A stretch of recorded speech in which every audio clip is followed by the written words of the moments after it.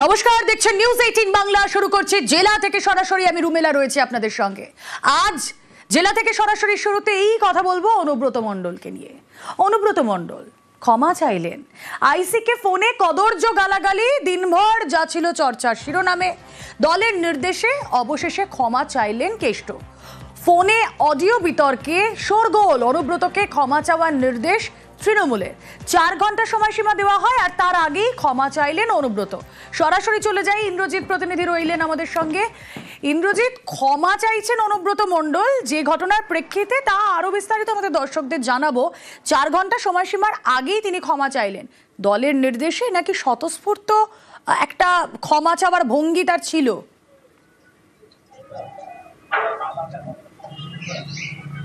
দেখো, একদমই যেটা বলে রাখবো, আজ যখন সকাল থেকেই কিন্তু অনুব্রত মণ্ডলের যে অডিও সেই অডিও কিন্তু ভাইরাল হতে শুরু করে এবং তারপরই তৃণমূল কংগ্রেসের পক্ষ থেকে রাজ্য নেতৃত্ব কিন্তু একদম জানিয়ে দেয় যে অনুব্রত মণ্ডলকে 4 ঘন্টার মধ্যে কিন্তু ক্ষমা চাইতে হবে, নাহলে কিন্তু তাকে শোকজ করা। বা কি দেখা গেল, ঠিক তার অর্থাৎ জানার পর বেশ কিছুক্ষণ সময়, 4 ঘন্টা সময়ের আগেই কিন্তু অনুব্রত মণ্ডল লিখিত আকারে তৃণমূলের যে শৃঙ্খলা রক্ষা কমিটি রয়েছে তার কাছে কিন্তু ক্ষমা চেয়ে একদম চিঠি পাঠিয়ে দিলেন। অন্যদিকে কি দেখা গেল, কি ঠিক তার পরপরই কিন্তু অনুব্রত মণ্ডল আবারও একটি ভিডিও বার্তা যা ছড়িয়ে পড়লো, ভাইরাল হলো এবং সেখানেও অনুব্রত মণ্ডল কিন্তু ক্ষমা চাইলেন। একদিকে 14 লাইনে চিঠি চেয়ে ক্ষমা, অন্যদিকে কিন্তু ভিডিও বার্তাতেও ক্ষমা চাইছেন পুলিশ কর্মীদের কাছ থেকে। কারণ তিনি বলছেন যে পুলিশ কর্মীরা তার বন্ধু হয়, বন্ধুর মতো তাদেরকে তিনি সাহায্য করেন এবং তিনি তাদের কাছ থেকে সাহায্য পান, এমনটাই কিন্তু তিনি জানিয়েছেন এবং তারপরেই তিনি কিন্তু ক্ষমা চেয়ে নিয়েছেন। যদিও তিনি যে কতটা স্বতঃস্ফূর্তভাবে ক্ষমা চেয়েছেন বা কি, সেই বিষয়টা কিন্তু এখনো স্পষ্ট নয়। কারণ অনুব্রত মণ্ডল কিন্তু কোথাও চিঠিতে লিখেছেন যে তিনি বিভিন্ন ধরনের ওষুধ খান এবং তার জন্যে তার কাছে যখন ফোন আসে তিনি যখন মাথা গরম হয়ে যায় এবং তার কারণেই তিনি কিন্তু এই ধরনের একটি জিনিস করে ফেলেছেন বলে তিনি কিন্তু ক্ষমা চেয়েছেন। যদিও তিনি স্বতঃস্ফূর্ত, অর্থাৎ তিনি দলের নির্দেশেই ক্ষমা চাইলেন, সেটা কিন্তু একেবারেই পরিষ্কার। কারণ সকাল থেকে যখন জিনিসটা সামনে এসেছে তখন কিন্তু অনুব্রত মণ্ডল কোনো ক্ষমা চাননি। ক্ষমা কখন চাইলেন, দল যখন তাকে বলল একেবারে Indrajit, better late than never. তিনি সকাল থেকেই অডিও যেটা প্রকাশ হয়, যা ভাইরাল হয়ে যায় মুহূর্তের মধ্যে, সেই অডিও ভাইরাল হওয়ার পর দলের নির্দেশ এলো আর তারপর অনুব্রত মণ্ডল ক্ষমা চাইলেন। অনুব্রত মণ্ডল ঠিক কি বললেন চিঠির পর, তিনি কিভাবে রিঅ্যাক্ট করলেন, কিভাবে ক্ষমা চাইলেন, আসুন একবার শুনেও নি। পুলিশকে গাল দেওয়ার কথা আমি কোনদিন ভাবতেই পারি না। পুলিশকে গাল তো যদি দেয় আমি তাকে অপমান করি। আমি খুব দুঃখিত, কারণ আমি ওষুধ ফষুধ ডাকতে খাই তো অনেক ঘুমের, আর আমি এখন 10টার সময় ঘুমিয়ে যাই এবং ঘুমের ট্যাবলেটও খাই। সেই সময় ঘুমটা ভেঙেছে নুরুল, যে ছেলেটা আমাদের, ওকে যখন শুনেছি মেরে পা হাত ভেঙে দিয়েছে, আমার মনটা খুব খারাপ। আমি আইসিকে বলেছি তাড়াতাড়ি জানকে অন্তত ছেলেটাকে হসপিটালাইজ করুন। তো উনি আমাকে একটা অন্য ধরনের কথা বলেছে, সেটা আমি আর বলতে রাজি নই। তখন আমি নিজের রাগ সামালতে পারিনি, এটা স্বাভাবিক আমি বলেছি।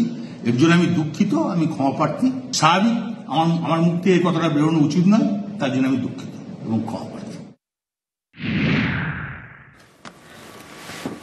অনুব্রত মণ্ডল ক্ষমা চাইলেন, অনুব্রত মণ্ডল কদর্য ভাষায় আক্রমণ করলেন, তারপর অনুব্রত মণ্ডল ক্ষমা চাইলেন। বিষয়টা কি এখানে শেষ হয়ে গেল? না, হলো না। তার কারণ বোলপুর থানায় অনুব্রত মণ্ডলকে তলব করা হলো। আগামীকাল বোলপুর থানায় অনুব্রতকে তলব করে নোটিশ। তদন্তের দায়িত্বে এসডিপিও। অডিও বিতর্কে নিরাপত্তা কমলো অনুব্রতর নিচুপট্টির বাড়িতে নিরাপত্তারক্ষী থাকছে না।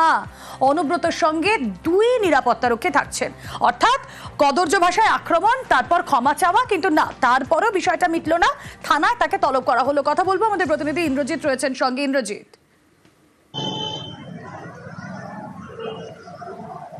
দেখো, একদমই যখন একটি খবর যখন সামনে এলো যে অনুব্রত মণ্ডল চিঠি আকারে এবং ভিডিও বার্তা দিয়ে ক্ষমা চেয়ে নিলেন, ঠিক তার পরে কি দেখা গেল, বেলা 4টে নাগাদ আমি যেখানটায় দাঁড়িয়ে রয়েছি বোলপুরে তৃণমূলের দলীয় কার্যালয়, ঠিক সেখানেই কিন্তু অনুব্রত মণ্ডল এখনও রয়েছে না। সেখানেই এলো বোলপুর থানা থেকে, অর্থাৎ এই দলীয় কার্যালয় থেকে ঢিল ছোড়া দূরত্বে হচ্ছে বোলপুর থানা। ঠিক সেখান থেকে একজন পুলিশ কর্মী এসে তৃণমূলের যে দলীয় কার্যালয় তার উপরে গিয়ে কিন্তু একটি নোটিশ দিয়ে এলো। কি নোটিশ রয়েছে সেখানে, পুলিশ সূত্র মারফত যেটা জানতে পারছি, কালকে বেলা 11টা থেকে 11:30টার মধ্যে অনুব্রত মণ্ডলকে সশরীরে কিন্তু বোলপুরে যে থানা রয়েছে সেখানে গিয়ে হাজিরা হওয়ার নির্দেশ দেওয়া হয়েছে। কারণ তদন্ত করা হবে এবং সেই তদন্তে কেন অনুব্রত মণ্ডল এইভাবে আইসি লিটন হালদারকে আক্রমণ করেছেন সেই সমস্ত বিষয়গুলি জানার জন্যই তদন্ত করা হবে। তার জন্যই কিন্তু অনুব্রত মণ্ডলকে ডেকে পাঠানো হয়েছে, এমনটাই খবর। যদিও অনুব্রত মণ্ডল আদৌ যাবেন কিনা না সেই বিষয়টা কিন্তু স্পষ্ট নয়। কারণ যে আগামীকাল থানায় হাজিরা দেন কিনা অনুব্রত মণ্ডল, আমাদের নজর থাক।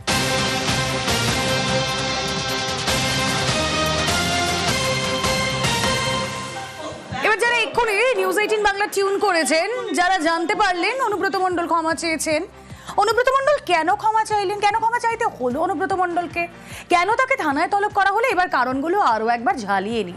পুলিশকে গালিগালাজ, অভিযোগ অনুব্রত মণ্ডলের বিরুদ্ধে, যাকে কেন্দ্র করে আজ দিনভর চড়েছিল রাজনীতির পারদ। হ্যালো, হ্যাঁ বলুন। তোর পশু ডেপুটেশন নিয়ে তোর বাংলো পর্যন্ত যাব, তোকে বার করে নিয়ে আসবো। আপনি কি বলছেন? আমি অনুব্রত মণ্ডল বলছি। বল, তুই ফোনে রেকর্ড করছিস, আমি সব জানি। না না, পশু যখন ডেপুটেশন দেবে না, তোকে কোয়ার্টার থেকে মারতে মারতে নিয়ে আসবো। না কি হয়েছে, মানে ঘটনাটা কি জানিস না সিঙ্গিতে কি হয়েছে? হ্যাঁ হ্যাঁ, 13,000 বোলপুরের লোক হয়েছে না? 13,000? 12,000 লোক হয়েছিল বোলপুরে, প্রচুর লোক। কথা বলেছিস? হ্যাঁ, হ্যালো রাজীব কুমার, আমি অনুব্রত মণ্ডল বলছি। সরবে না নাকি? এক কাজলের গু খায়। আপনি আপনি আপনি একজন দায়িত্বপ্রাপ্ত লোক, আপনি এভাবে কথা বলছেন? পশু ডেপুটেশন দিয়েছি, মারবে কি মারবো দেখুন, আমি ওর চুলের মুঠি ধরে আমি বার করে নিয়ে আসবো ওখান থেকে। আইসিকে যথেচ্ছ গালাগালি অনুব্রতর, আর অনুব্রত কাজল দ্বন্দ্বের বলি কি তাহলে আইসি? কাজলের নাম করে আইসিকে গালি অনুব্রতর, বিক্ষোভের হুমকি দেওয়ার পর বিক্ষোভ, নাগরিক মঞ্চের নামে বিক্ষোভ তৃণমূলেরই, অনুব্রতর উদ্যোগে আইসির বিরুদ্ধে বিক্ষোভ। ডেপুটেশন দিতে পারি না, সাধারণ মানুষকে দিলে আমরা মানা করি। বোলপুরের বাসিন্দারাই এটা করেছে। 2-3 করে কেস দেওয়া হচ্ছে পয়সার জন্য। ও যাকে তাকে মেসেজ করে টাকা চাইছে, 70,000 80,000। এফআইআর করতে গেলে বলছে 5,000 টাকা নিয়ে এসো। এটা আমি অলরেডি এসপি কে জানি, আমি অ্যাডিশনাল এসপি কে বলেছি, ডিআইজি কে বলেছি, সামথিং কে বলেছি, এই আইসির এগেইনস্টে সামথিং কে বলেছি, আমাদের রাজীব কুমারকে জানিয়েছি ইমিডিয়েটলি তুলে না হোক, নাহলে বোলপুরের পরিবেশ নষ্ট হয়ে যাচ্ছে। আইসিকে হুমকি গালাগালি অনুব্রতর, আইসিকে হুমকি গালাগালিতে এবার এফআইআর। আমাদের আইসি বোলপুর লিটন হালদার উনি কমপ্লেন করেছেন কি 2 দিন আগে ওনাকে একজন এখানে লোকাল নেতা ওভার টেলিফোন ভার্বাল অ্যাবিউজ করেছেন। রিগার্ডিং দ্যাট এই ঘটনার ক্ষেত্রে আমরা একটা এফআইআর স্পেসিফিক স্টার্ট করেছি, অ্যান্ড তারপরে আমরা এই ঘটনাতে যত স্ট্রং লিগাল অ্যাকশন নেওয়ার দরকার আছে সেটা আমরা নিচ্ছি। অ্যাজ পার ল, আইন অনুযায়ী যা যা অ্যাকশন নেওয়ার আছে আমরা সব অ্যাকশন নেব। আইসিকে হুমকি গালাগালিতে এফআইআর, বোলপুর থানায় আগামীকাল অনুব্রত মণ্ডলকে তলব করা হয়েছে। আর অনুব্রতর এই মন্তব্যে কড়া অবস্থান নিয়েছে দলও। যে ধরনের মন্তব্য, যে অপশব্দের প্রয়োগ অনুব্রত মণ্ডল করেছেন সেটার আমরা নিন্দা করছি। যে ব্যক্তির সঙ্গে এই ব্যবহার হয়েছে তার বিরুদ্ধে তার কিছু অভিযোগ ছিল, সেই অভিযোগ থাকতে পারে, কিন্তু তার জন্য ওই ভাষায় এবং তার ঘনিষ্ঠদের টেনে এনে, তার আত্মীয়দের টেনে এনে ওই ভাষা প্রয়োগ কোনো অবস্থায় উচিত হয়নি। যে আত্মীয়দের নাম করা হয়েছে অপশব্দ প্রয়োগে, আমরা তাদের কাছে আন্তরিকভাবে দুঃখ প্রকাশ করছি। এটি একটি বিচ্ছিন্ন ঘটনা। তার এই আচরণের সঙ্গে দয়া করে দলের কোনো মিলমিশ খুঁজবেন না। তৃণমূল কংগ্রেস তার যত বড় নেতাই হোক, সেই জায়গাটা প্রকাশ্যে পার্টি বিবৃতি দিয়ে নিন্দা করছে এবং তাকে ক্ষমা চাইবার নির্দেশ দিয়েছে, এবং তিনি ক্ষমা চেয়ে বিবৃতি দিয়েছেন। পার্টি দেখছে বিষয়টা।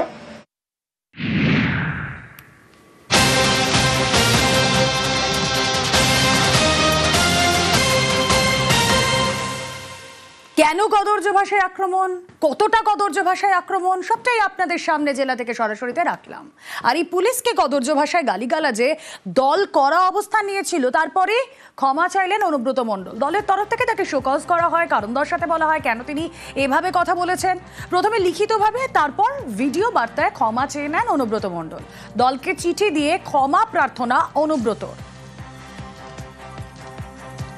সরাসরি চলে যাই, আমাদের প্রতিনিধি আবির ঘোষাল রয়েছেন সঙ্গে। অনুব্রত মণ্ডল, আবির এর আগেও এরকম নানাবিধ কথা বলেছেন, কিন্তু এবার যে ভাষায় তিনি কথা বলেছেন অনুব্রত মণ্ডল, সেটা কাঙ্ক্ষিত ছিল না।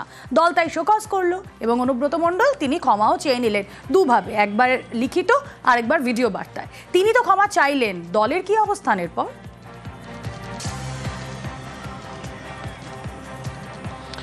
দেখো, অনুব্রত 38 মিনিট এবং 1 ঘন্টা 28 মিনিট দুটো সময়ের ব্যবধানে দুবার লিখিত বিবৃতি দিয়েছেন।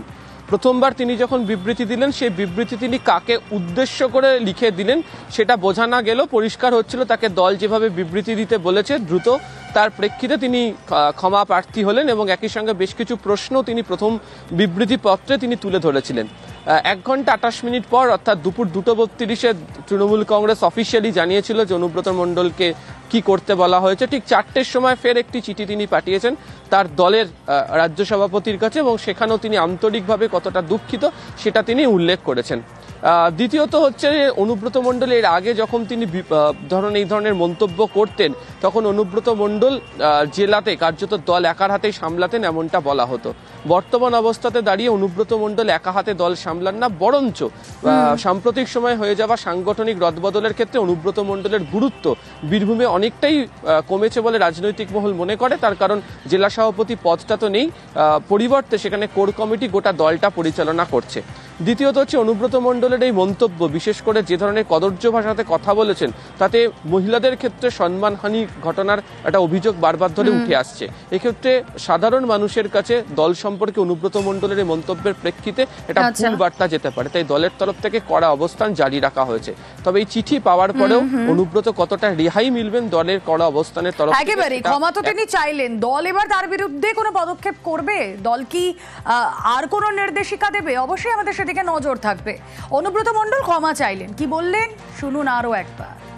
পুলিশকে গাল দেওয়ার কথা আমি কোনদিন ভাবতেই পারি না। পুলিশকে গাল কেউ যদি দেয় আমি তাকে অপমান করি। আমি খুব দুঃখিত, কারণ আমি ওষুধ ফষুধ ডাক্তার খাই তো অনেক ঘুমের, আর আমি এখন 10টার সময় ঘুমিয়ে যাই এবং ঘুমের ট্যাবলেটও খাই। সেই সময় ঘুমটা ভেঙেছে নুরুল যে ছেলেটা আমাদের, ওকে যখন শুনি যে মেরে পা হাত ভেঙে দিয়েছে আমার মনটা খুব খারাপ। আমি আইসিকে বলেছি তাড়াতাড়ি জানকে অন্তত ছেলেটাকে আজ হসপিটালাইজ করুন। তো উনি আমাকে একটা অন্য ধরনের কথা বলেছে, সেটা আমি আর বলতে রাজি নই। তখন আমি নিজের রাগ সামালতে পারিনি, এটা স্বাভাবিক আমি বলেছি, এর জন্য আমি দুঃখিত, আমি ক্ষমা প্রার্থী। স্বাভাবিক আমার মুখ থেকে এই কথাটা বেরোনো উচিত নয়, তার জন্য আমি দুঃখিত এবং ক্ষমা।